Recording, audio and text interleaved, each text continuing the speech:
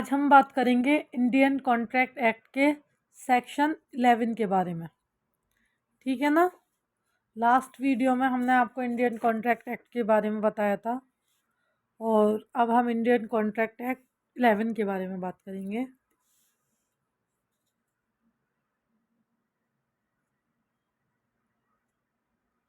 Indian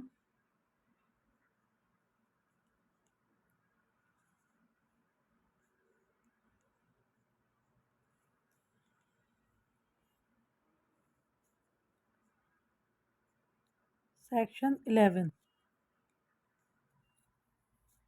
11 के बारे में बात करेंगे। इंडियन कॉन्ट्रैक्ट एक्ट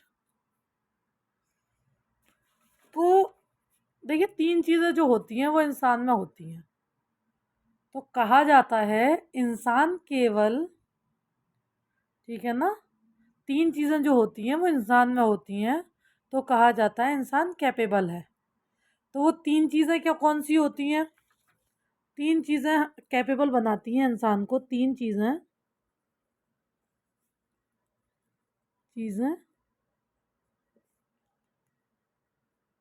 कैपेबल बनाती हैं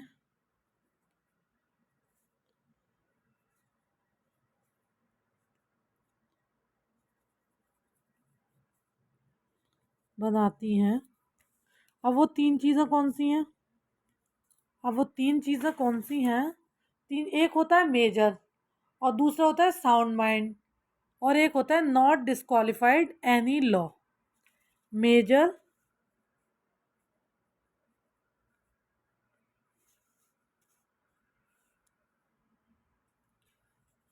दूसरा sound mind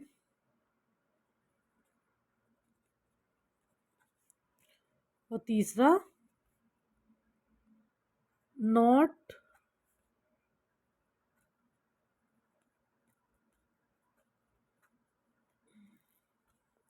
disqualified any law.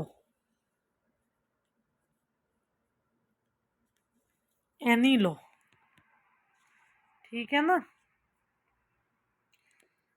ये आती हैं तीन चीज़ें। अब ये बात आती है कि ये तीन चीज़ें लिखी कहाँ हुई हैं। तो ये चीज़ें तीनों कहाँ लिखी हुई हैं? ये मैंने आपको बताई है सेक्शन 11 में।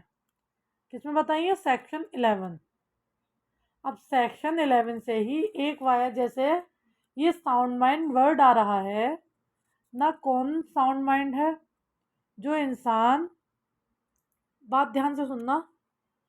अब सेक्शन 11 से एक वाया, जैसे ये साउंड माइंड आ रहा है ना, कौन साउंड माइंड है जो इसको एक्सप्लेन होने का काम करता है? इसको एक्सप्लेन होने का काम कौन करता है? इसको एक्सप्लेन होने का काम सेक्शन 12, यानी कि सेक्शन 12 जो है वो एक तरीके से एक्सप्लेनेशन है सेक्शन 11 की। सेक्शन 11 की एक्सप्लेनेशन है सेक्शन 12। ठीक है, सेक्शन 11 की सेक्शन 12 से जो है बताता है कौन सा पर्सन साउंड माइंड नहीं होगा या कौन सा पर्सन साउंड माइंड होगा। क्या लिखा हुआ है? जो किसी बात को समझ सके और रेशनल जजमेंट है जो कर सके, उसको क्या कहा जाता है? उसको कहा जाता है साउंड पर्सन। क्या कहेंगे उसको? साउंड पर्सन कहेंगे। देन आफ्टर, यहाँ पर सेकंड पॉइंट जो आता है उसको समझने की कोशिश करें। देखिए, बहुत ध्यान से सुनिएगा, उसको समझने की कोशिश करिए आप। नेक्स्ट पॉइंट है हमारा सेक्शन 14।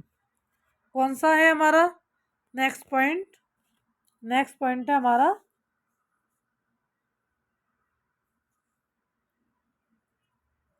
सेक्शन 14। ठीक है, सेक्शन 14 है। तो ये क्या बताता है? सेक्शन 14 जो है कीवर्ड है फ्री कंसेंट का। अगर आप किसी व्यक्ति को दबाव में डालकर, डरा धमकाकर कंसेंट लेते हो तो वहाँ पर कंसेंट फ्री नहीं कहा जाता। किसी इंसान को, समझिए आप, अगर किसी इंसान को डरा धमका कर आप कंसेंट लेते हैं तो वो फ्री कंसेंट नहीं कहा जाता, ठीक है ना। लेकिन एक सिंपल सा फॉर्मूला जो है सेक्शन 14 में दे रखा है, और सेक्शन 14 क्या कहता है कि अगर कंसेंट के अंदर कुवर्जन प्रिवीडन नहीं है, सेक्शन 14 कहता है कि अगर कंसेंट के अंदर कुवर्जन प्रिवीडन नहीं है तो अनडू अनडू इन्फ्लुएंस असम्मिलित प्रभाव नहीं है, असम्मिलित प्रभाव नहीं है, यानी कि फ्रॉड कपट नहीं है, मिसप्रिडेशन नहीं है, ठीक है, तब वह फ्री कंसेंट कहलाएगी। यानी कि सेक्शन 14 फ्री कंसेंट से पहले अगर कंसेंट को जानना चाहते हैं तो कंसेंट क्या होती है ये पढ़ लेते हैं हम पहले, ठीक है ना।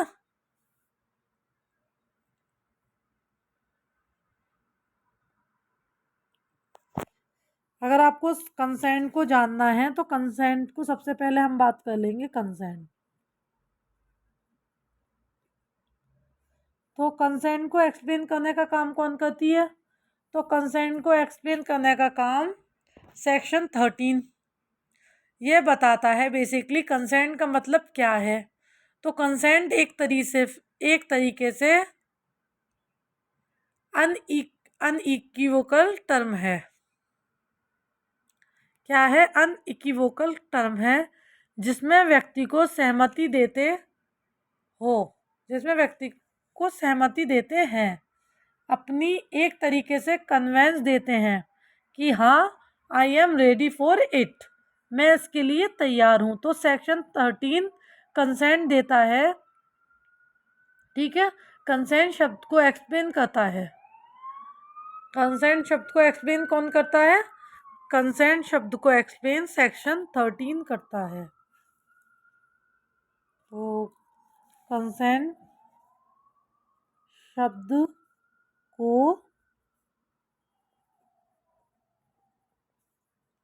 एक्सप्लेन सेक्शन 13 करता है,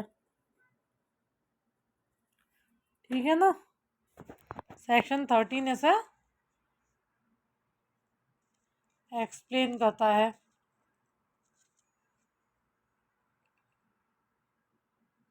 और सेक्शन 14 जो है वो यह बताता है फ्री कंसेंट कब होगी।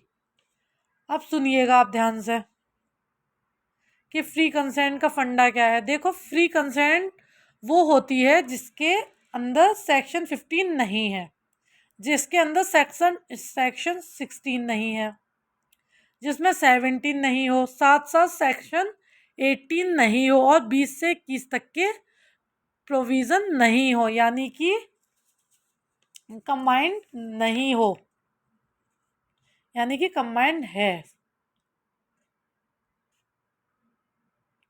सेक्शन 13 से लेकर 22 तक एक बंच है। आप इसको अलग अलग नहीं पढ़ सकते, और अगर आप इसे अलग अलग पढ़ रहे हैं तो यानी कि आप इसमें गलती कर रहे हैं। सेक्शन 13 से लेकर सेक्शन 22 तक क्या है? एक कंबाइंड है। हमें उसको उसी वे में रहकर क्या करना है? उसको पढ़ना है। तो सेक्शन 15 यहाँ पर क्या कहता है? इसने एक शब्द को एक्सप्लेन किया है, वो शब्द है कोवर्जन। कोवर्जन का मतलब क्या होता है? अब ये कोवर्जन का मतलब क्या होता है? कोवर्जन का मतलब होता है एक एक तरीके से किसी व्यक्ति को प्रेरित करना। क्या होता है कोवर्जन का मतलब? कोवर्जन का मतलब होता है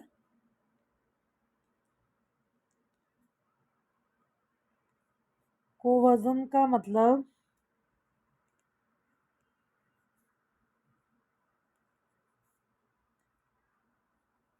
किसी व्यक्ति को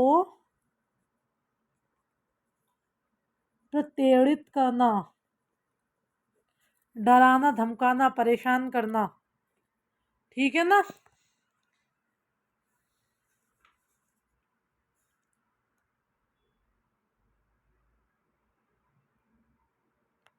थोड़ा सा उसको थ्रेटनिंग, डराना, फियर क्रिएट करना कोवर्जन कहलाता है।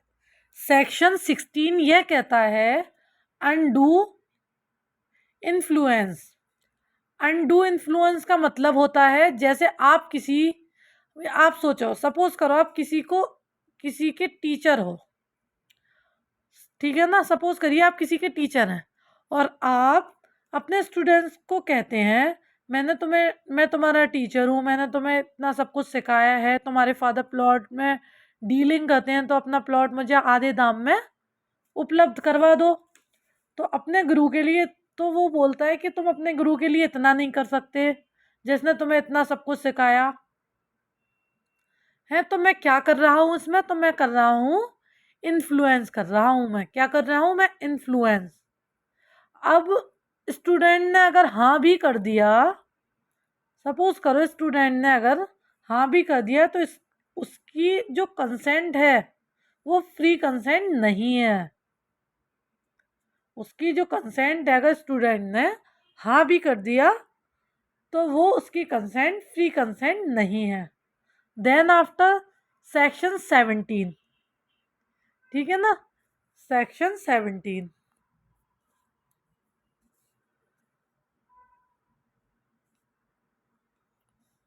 सेक्शन 17, आप सेक्शन 17 क्या कहता है। सेक्शन 17 कहता है कपट करना, मतलब यहाँ पर आपको कुछ पता होता है कुछ गलत है, फिर भी आप गलत को गलत नहीं कह रहे हैं, सही बताते हैं। आपको पता है गलत है और गलत को गलत नहीं बताएं आप। ठीक है ना, बात समझ रहे हैं ना।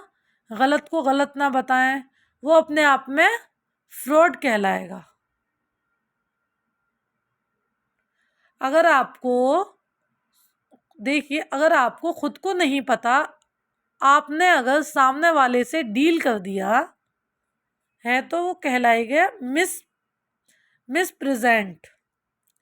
मिसप्रेजेंट करना। अब जैसे आपको पता ही नहीं था, जैसे कि अगर आपने जैसे चेयर लाए, आप एक चेयर लाए तो इस चेयर की ड्यूरेबिलिटी जो है 3 साल की है। कितने की है, 3 साल की ड्यूरेबिलिटी है इसकी, इससे ज़्यादा का नहीं है। आप कह रहे हैं कि 10 साल तक चेयर कुछ नहीं होने 10 साल तक कुछ नहीं होने वाला इस चेयर का। तो आप क्या कर रहे हैं, आप मिस प्रेजेंट कर रहे हैं। क्या कर रहे हैं आप, मिस प्रेजेंट। तो सेक्शन 18 के अंदर जो है मिस प्रेजेंट वाली बात जो है आएगी। तो 15, 16 और 17 और 18 ये और दूसरा एस्पेक्ट पढ़ेंगे मिस्टेक। क्या पढ़ेंगे हम, एक डायग्राम बनाएंगे मिस्टेक। मिस्टेक, अब मिस्टेक को पहले हम डिवाइड कर देंगे 2 पार्ट्स में। ठीक है, मिस्टेक के बारे में बात कर लेते हैं हम। अब मिस्टेक वाले पार्ट को थोड़ा सा डिफेट पढ़ना है, क्योंकि मिस्टेक का मतलब अपने आप में बहुत गहरा होता है। मिस्टेक जो शब्द है ये कई चीज़ों से मिलकर बना है। मिस्टेक का मतलब क्या है, मिस्टेक का मतलब है आपने जो अनजाने में जो है क्या कर दी है, अपने आप में गलती कर दी है।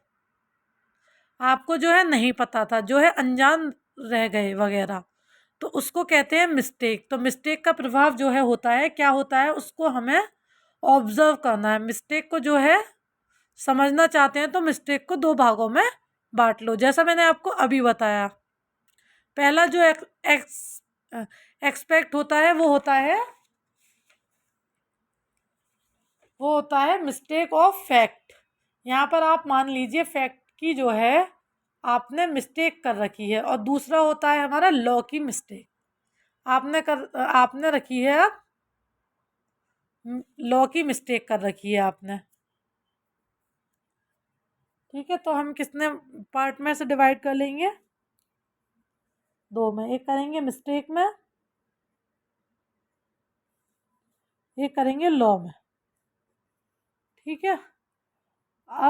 अब ये फैक्ट की जो है ना, इनकी दो कैटेगरी होती है।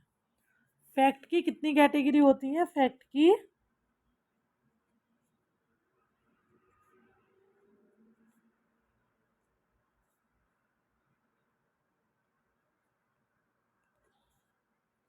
कैटेगरी होती है।